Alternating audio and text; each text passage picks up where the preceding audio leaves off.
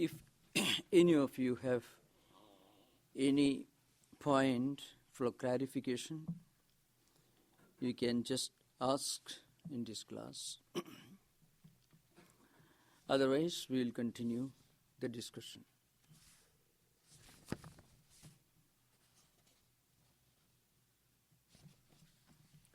Well, now we come to the 11th verse. We found in the 11th verse, Gaudapada is trying to put in juxtaposition the idea of creation of two ancient Indian philosophical systems. One is the school of Sankhyas, which, as I said, they believe in evolution.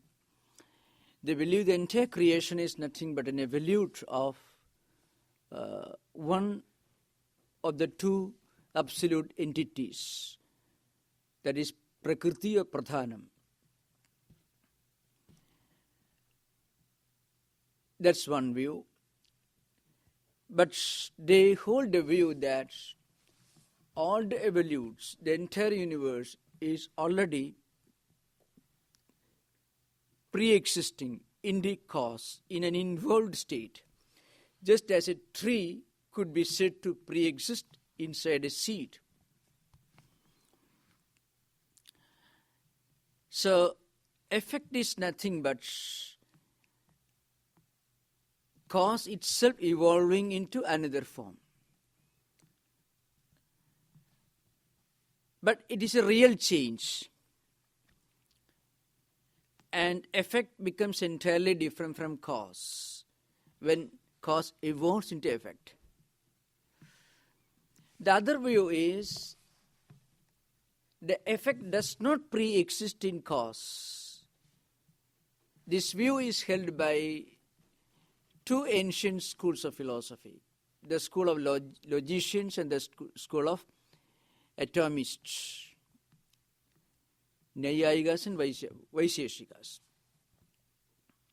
Now, Gaudapada puts these two views in juxtaposition to prove that each of these two views is flawed, not logically tenable, because each school contradicts the other one. Therefore, both stand revealed, both stand exploded. That's the idea behind. So indirectly, they are vindicating the views of Advaitins. Now, I want to explain this in connection with our understanding of universe, human beings, and God. Then only we will understand, because we are not focusing on the different schools of Indian philosophy. We are focusing on the philosophy of non-dualism. So something has to be said in connection, to relate this view with our understanding of God, life, world, universe, etc. Advaitins, as I said earlier, believe that every being in this world is, by its very nature, the same as the Supreme Consciousness or Atman. In every living being, that all-pervading reality is present. In every living being. So Vivekananda defines religion as the manifestation of divinity already in man. So this manifestation is already there within. It has to manifest through unselfishness, through the practice of certain virtues like unselfishness, purity, contemplation, compassion, and so on. Inner harmony, peace, and so on. If we practice these virtues, we will find that we evolve our understanding of our own personality and also our understanding of the absolute reality and our understanding of universe, all these will evolve. Finally, we find that what we are searching for actually resides within ourselves. This is the Advaitin's view. That means the manifestation of divinity already in all of us. This is the essence of religion. This is the essence of spirituality. So God or the divine reality is not something that stands outside of us. It is already there within us. We are not getting a new knowledge. We are not gaining anything new when we realize God. We are only understanding our own true divine nature. So what we call this human body, this mind, which is full of problems. Human body is certainly not perfect. Mind also is not perfect.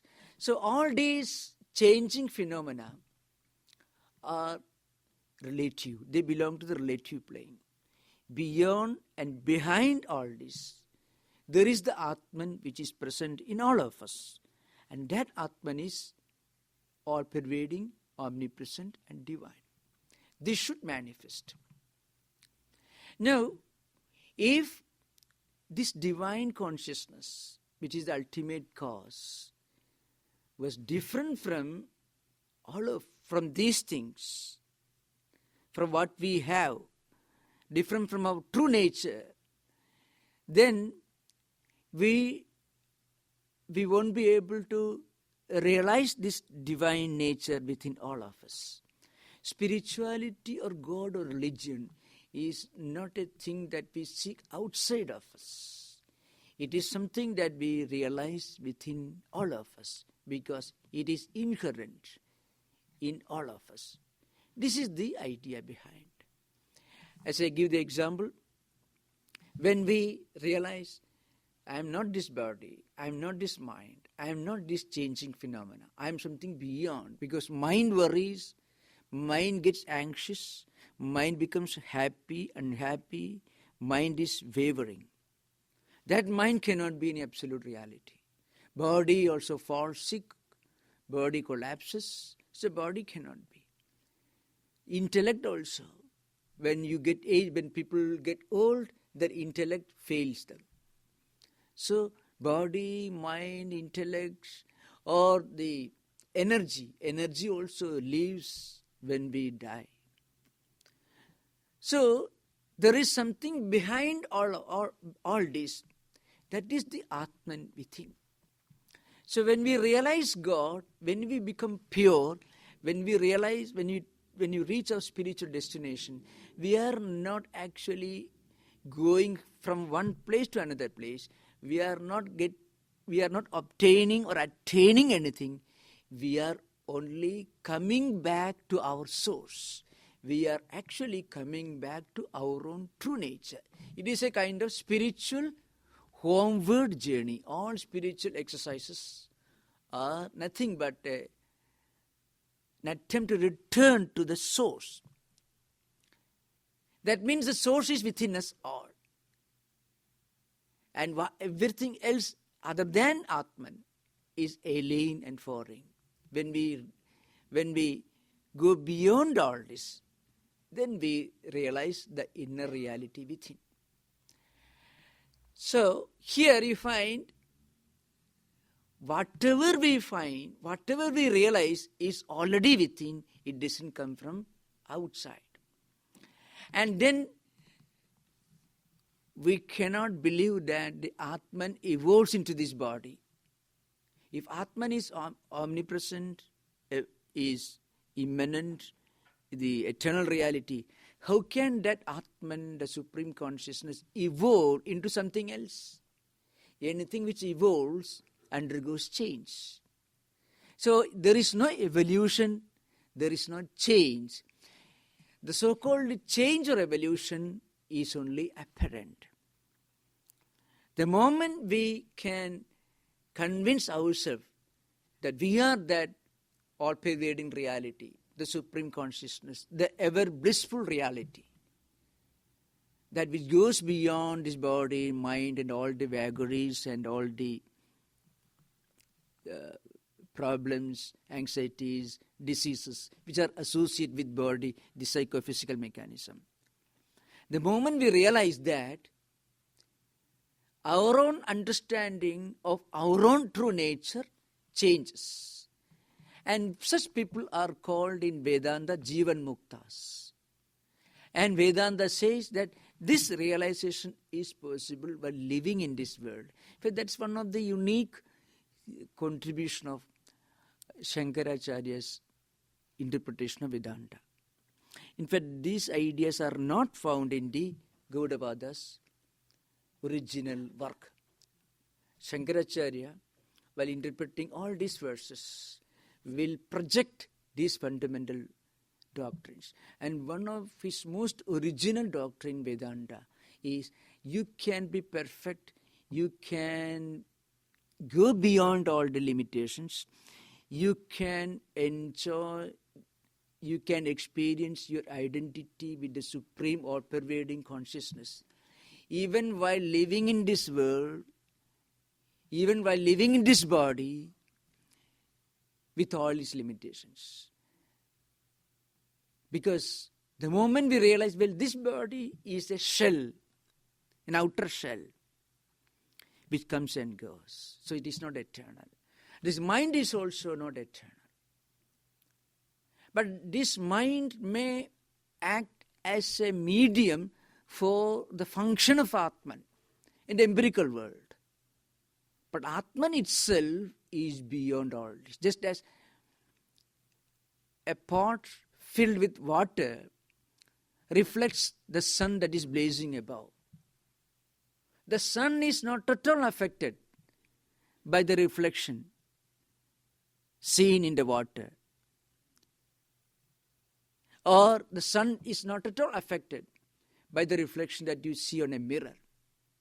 Similarly, those who reach this highest spiritual experience can live in this world and watch this whole funny human drama of life as a spectator watching the drama going on, being played out on the stage. This is the state of what is called Jivan Mukta. The meaning of the word is you are liberated even by living in this world. So it is not a reward that you get after death. It is not a reward that you get after death. It is not something for which you have to wait till this body collapses, till the body falls at the time of death. It is something that you can experience. That's why in the Gita, Krishna uses the word ihaiva tarjita sargo. Ihaiva means iha actually means here, now, in this world. That's a very, very striking, unique characteristic of Vedanta. Vedanta tells us that kingdom of God is, that's what I can equate, because when I interpret the experience of unity with Brahman to people with a strong Judeo-Christian religious tradition, sometimes if you put it this way, it comes very close to our understanding. The kingdom of God is not actually far away. Kingdom of God is already within all of us. And kingdom of God you can realize by living in this world. If we just change our mind and attitude a little. So that's why in the commentaries of Shankaracharya he says, Iha asmin loki. Here, now, adhuna means now, here in this world, one can realize the supreme truth. Now, this realization of our true nature, here, now, by living in this world, would not have been possible if you believe that the change is real. That's why great interpreters of Vedanta rejects the theory of evolution which is held by the Sankhyas, Ramanuja's philosophy and others, according to all non-Advaitic systems of philosophy, according to all non-dualistic systems of philosophy, according to all systems of philosophy other than Shankaracharya's philosophy, you have to wait for some time to get liberation. You have to wait. You may get grace of God.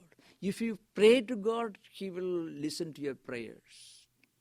But the ultimate liberation is not possible when we are here in this world, living in the body. But Shankaracharya says, you can. And in modern times, you can see the examples. Perhaps there are many examples. Maybe in 20th century, one of the many examples known in Western world is perhaps the example of Ramana Maharshi. Ramana Maharshi was not the only one. There have been quite a few. But Ramana Maharshi is perhaps one of the better known saints who had experienced this state of complete liberation and perfection while living in this world. He was also eating food like any of us. He also felt hungry. And he also sometimes, very rarely, got angry also. Very rarely.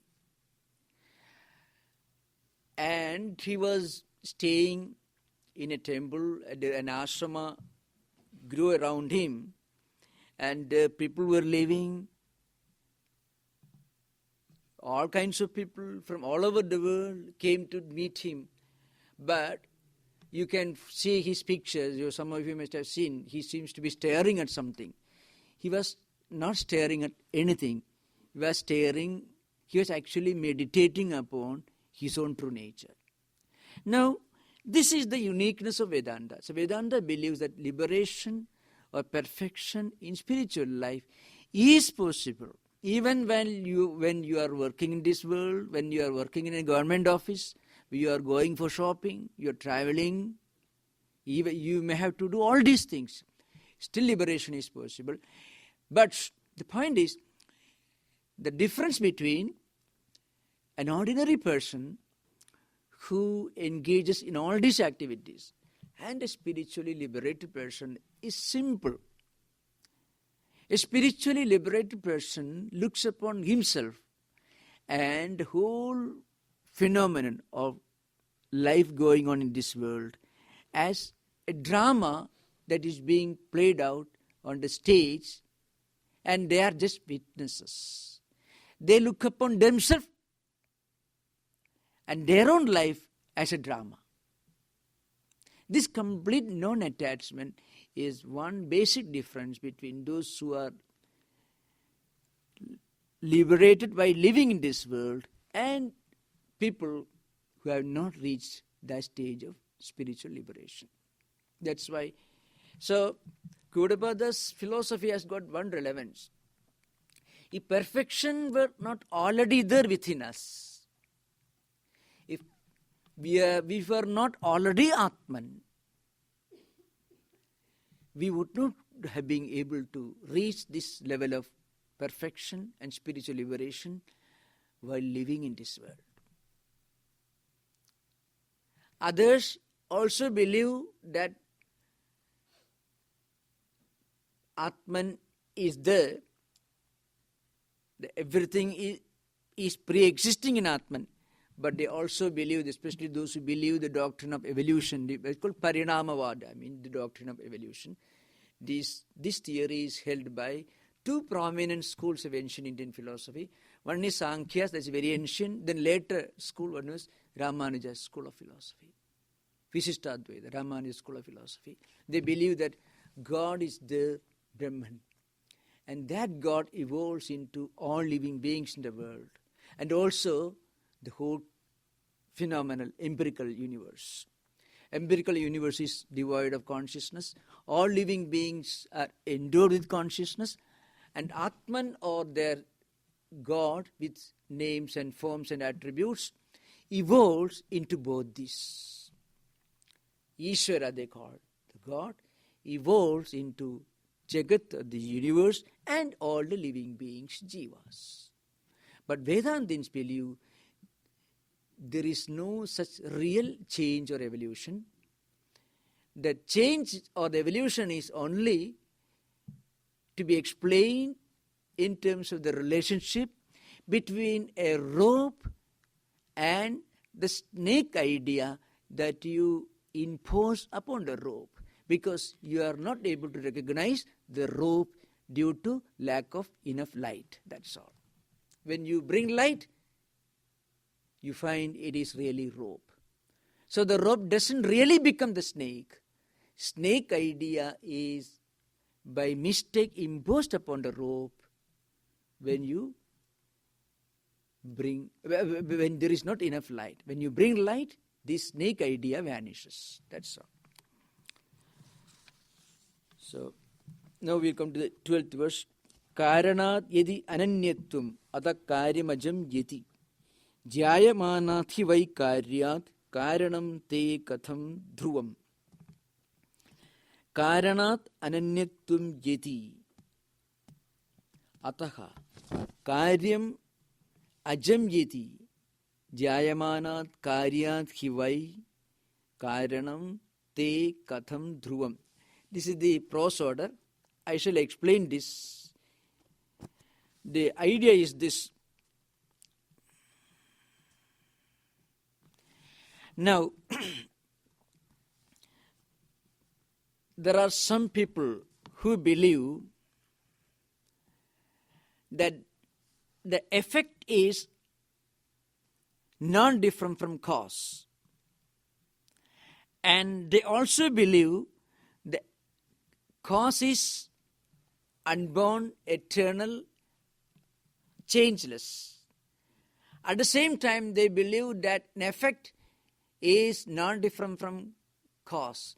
So how can an effect which takes birth from cause be called unborn? They argue, this is the view,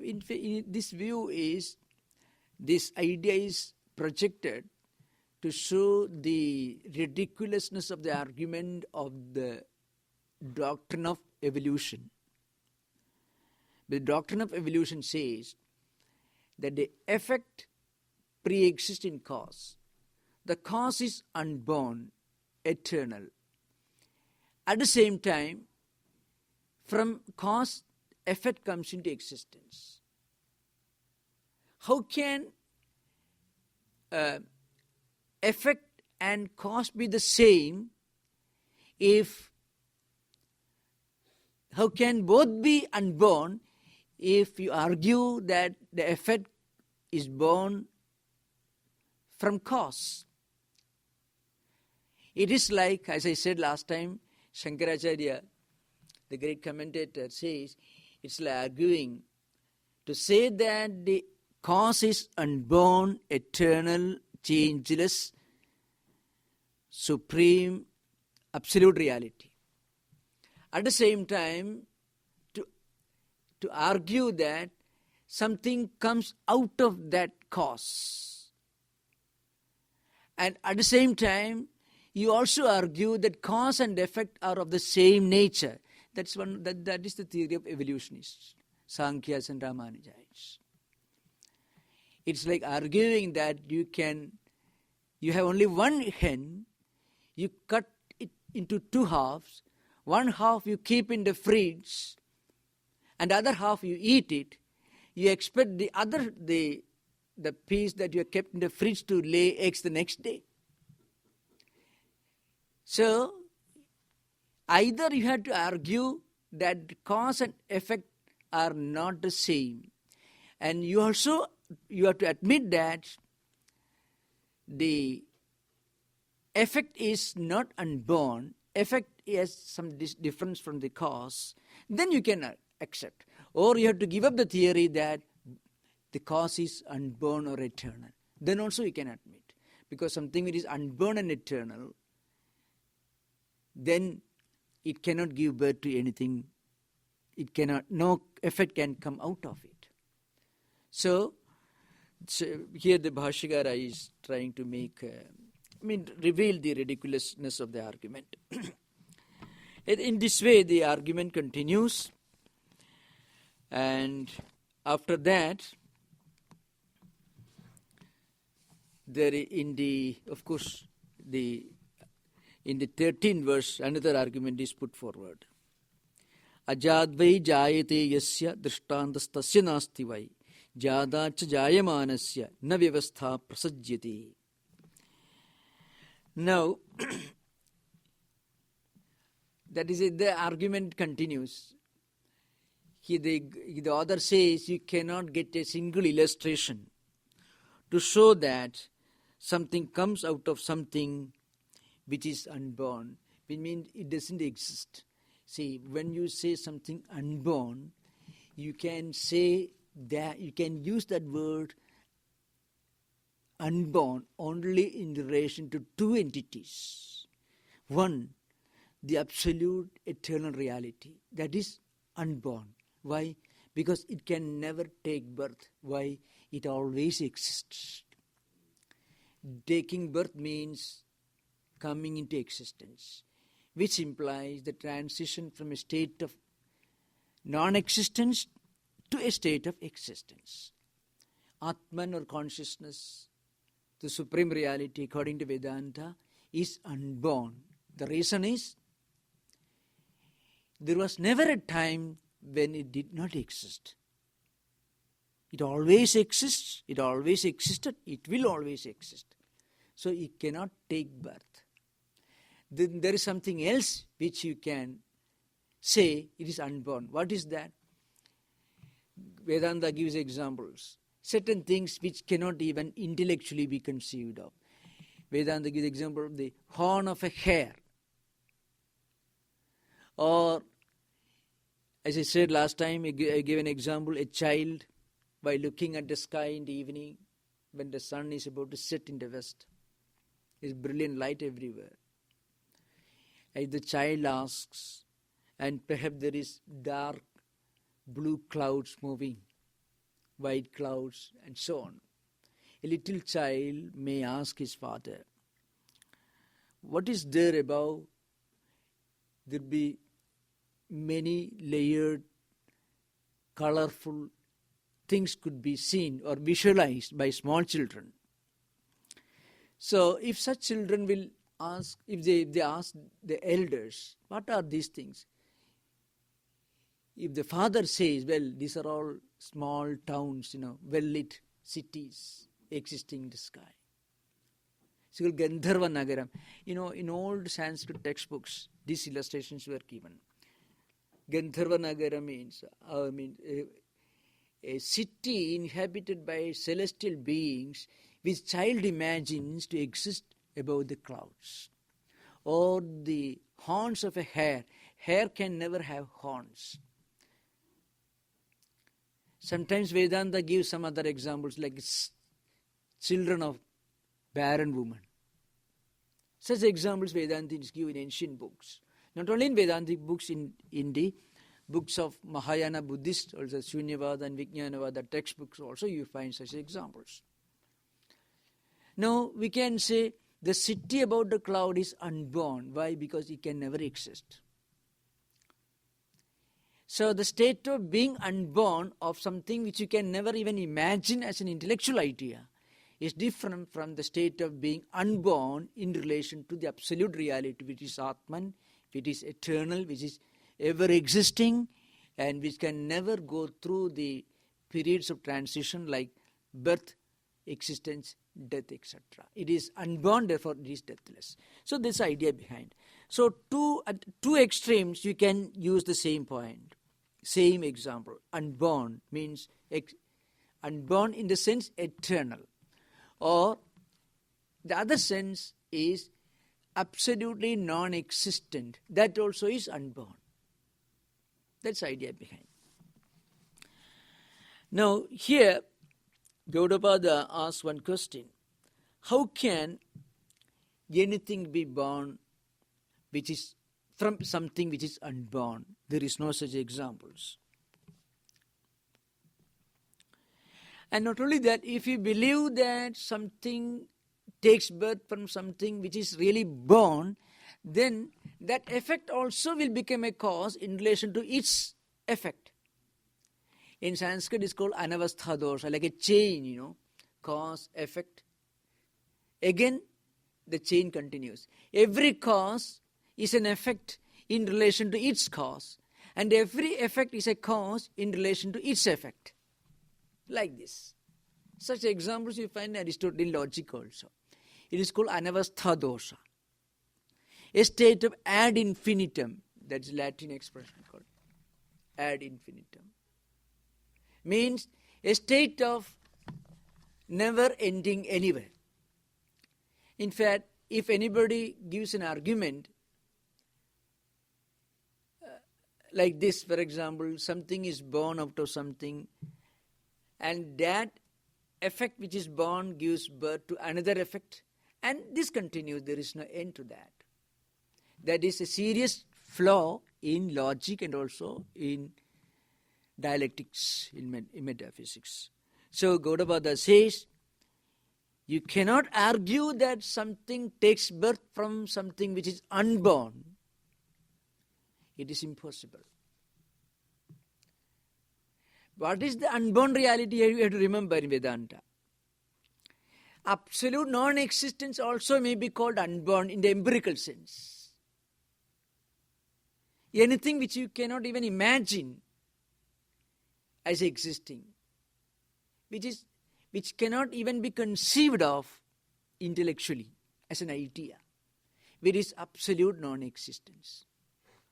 The other one is the absolute reality, which we need not even call existence, because existence again is a word that you use in relation to something which exists in relation to its opposite state of non-existence. Atman is ever existing. So in the Vedanta there is a statement, it goes everywhere, it stays everywhere, it travels everywhere. There is no place where it is not present. Every living being is an expression of that divine reality. Okay, now like that it continues. Then I won't go. I'm skipping a few verses, because in these verses the same idea is discussed here. We will come to the 20th verse. Those who are interested, you can imagine.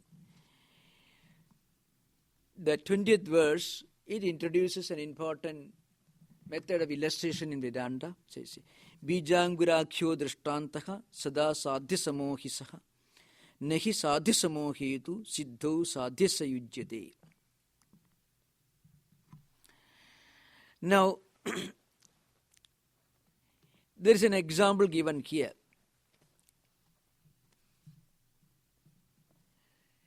Bijangura drishtanta it is called in Vedanta. Bija and Ankura. Bija means the seed.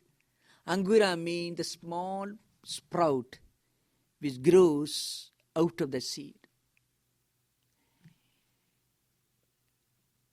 Or sometimes it can be stretched further. If somebody asks you the question, which comes first, the seed or the fruit? Without the seed, there cannot be tree. Without tree, there cannot be fruit. But without fruit, there cannot be seed. So who comes first? This, now, any argument in metaphysics or philosophy which looks like an attempt to explain what comes into existence first, is that any such argument is considered to be a serious flaw in logic. Any argument which looks like an attempt to find out what comes into existence first, either the seed or the fruit. Of course, in Sanskrit it's called bija ankura. Bija means the seed, ankura means the sprout.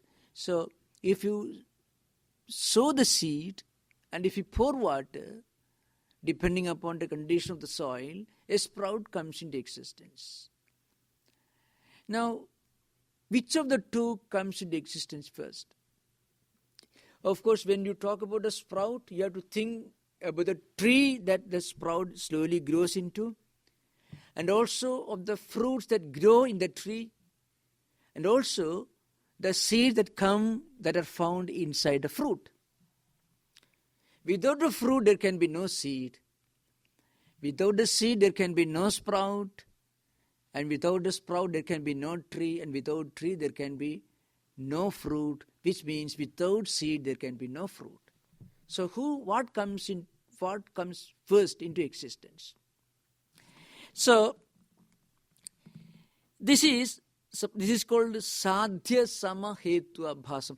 I won't go into these details because these are some of the fundamental principles in ancient Indian logic. You have to think of an ancient logical system which had reached its present state of perfection almost by 1600 BC. So that is, the idea is this: suppose you want to prove something, you give an illustration, or you give a reason to prove something. But to show the logic or the rationale of that illustration, you have to give another illustration. The illustration itself is in need of a logical foundation. That's the idea behind. So it is called sadhya samahetu. I will come to that later. Now, here Gaudapada says, if some logicians argue that cause and effects and their relationship is like the relationship between the seed and its sprout, then you have to remember the logic of that illustration also stands in need of indication. That's the idea behind. Again, I want to draw your attention to the spiritual content of this argument. Gaudapada is here going on pushing, taking illustrations from different systems of ancient Indian philosophy, the ancient school of logicians and evolutionists, atomists, yoga philosophy, that's Patanjali yoga philosophy, and also the ancient school of ritualism, Mimamsa philosophy, and other systems of philosophy, plus illustrations from the four important schools of Buddhist philosophical system. The two schools of idealism, which some of you are familiar with here, the school of the doctrine of emptiness, which is called Shunyavada, and the doctrine of subjective idealism, which is called Vijnanavada, plus the two schools of realism, Sautra and Vaibhashika. Gaudapada is here projecting all these various schools of Indian philosophy with one end in view. His supreme goal is to establish one single factor, that is, Atman, consciousness, the supreme is the only supreme reality. That Atman is immanent, present in all beings. It is also the omnipresent reality. It is also the transcendental reality. It is eternal. It is changeless. It is never born, and therefore it never evolves. The common doctrine that this world originates from Atman, or Atman evolves into this world and different living beings living in this world, is wrong, because Atman never undergoes any change. Nothing takes birth from Atman. To prove this point, he is trying to reveal the logical fallacies of all other systems of philosophy. It is somewhat dialectical nature. I shall give a few examples. Gaudapada is, on the one hand, trying to prove the logical the logical perfection of non-dualistic system by trying to project its opposite. So the logical vindication of Vedanta is achieved by projecting its opposite systems of philosophy. Because the moment you believe the world really comes into existence, then you have to admit there are two entities in this world. Atman, or you may call him God, and the rest of his creation. Now, if there is a clear difference between God and his creation, if the divine spirit of God is not already present in living beings, we will have to seek our liberation outside of ourselves. We cannot turn inward. We have to look for liberation in the external world. Gaudapada says spiritual liberation is not to be found outside. Spiritual liberation can be achieved only when we look inward. And when we look inward, we don't reject the world. We are only trying to understand the true nature of the world of manifoldness, the world of names and forms, the world of change and conflicts and contradictions. So this world cannot be eternal because it is manifold, it is pluralistic, it is dualistic, it is subject to changes, it is full of conflicts and contradictions. So such a world is there around us. We are living in that world, but that world is only a relative entity. The moment we turn inward, when we go beyond our identity with body, mind, intellect, and all other non-Atman entities, when we really turn inward, then we find what we are seeking outside actually exists within ourselves. In fact, that's why you may have seen the picture of, maybe the most common picture that I can point out is the picture of Buddha or the picture of Vivekananda, the picture of Shankaracharya. You can see any of the ancient saints' pictures. Of course, here also, the picture of Jesus Christ, you see, the yogic posture. Now, where are they looking? Looking outward. They are not looking outward, they are looking inward. Because looking inward is concentrating within ourselves. For that, we have to keep our eyes close to the external world and turn our eyes inward. In the Gita, this introspection is clearly and graphically described. Samam kaya shirogrivam dharayan achalam sthiraka sampreksha nasigagram swam disascha anavalokayan. In the Gita, there is a verse, I shall explain this. Samam kaya shirogrivam. When you sit for meditation, your body, your neck, and also your head should be on one straight. And you should not be looking sideways.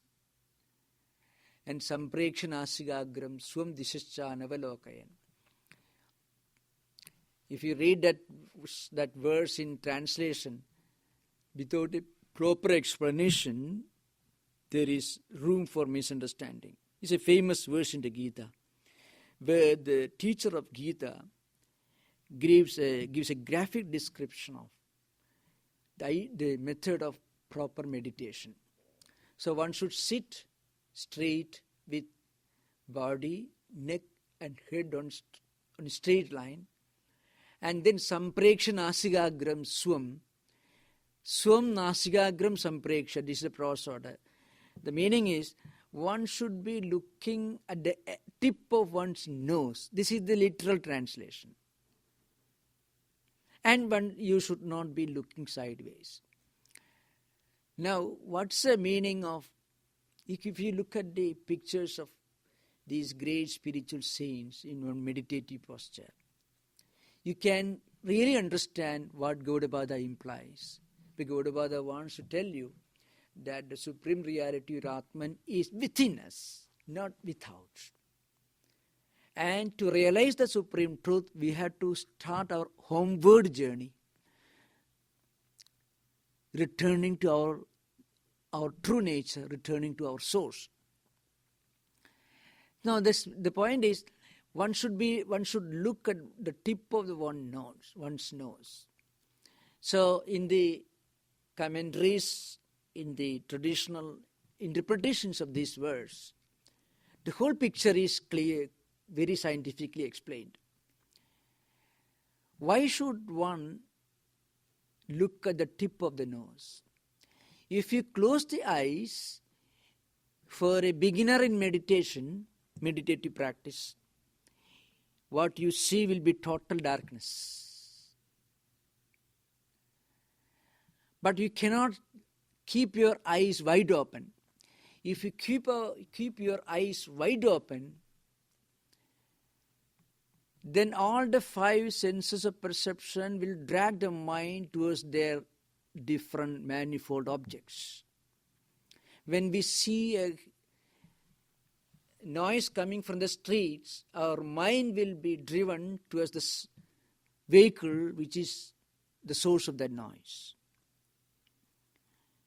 And if your eyes are open, then our eyes also will be dragged towards different visual objects.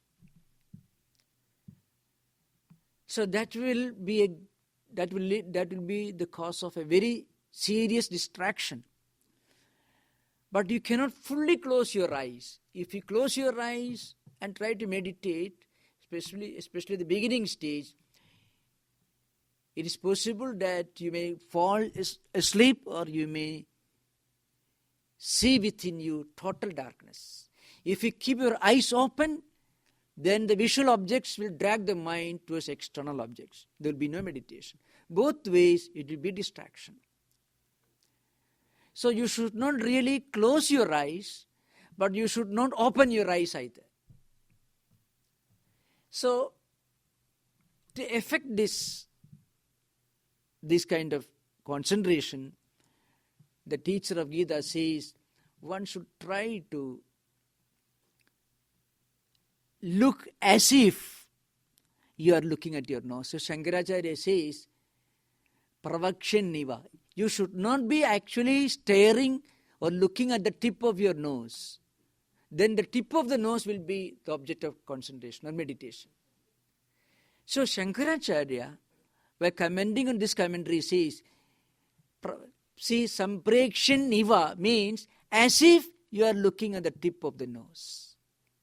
Should not be really looking at the tip of the nose. So that's the only way for one to remain wide awake at the same time without completely closing the eyes. So the point is, now this is the process of looking inward.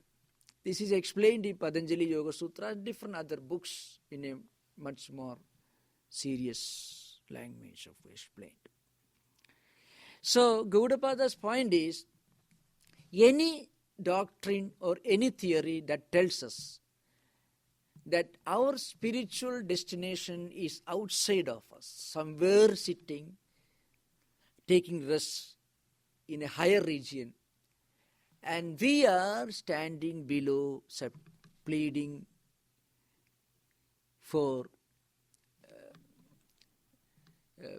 some grace or whatever it is. This view is not rejected, but this is not the highest philosophical view. So Gaudapada says, the divine destination, the divine principle, liberation or the supreme goal is already within us. And this realization is possible only by turning our attention inward through introspection. For that, we have to go beyond our identification with body, mind, intellect, and so on.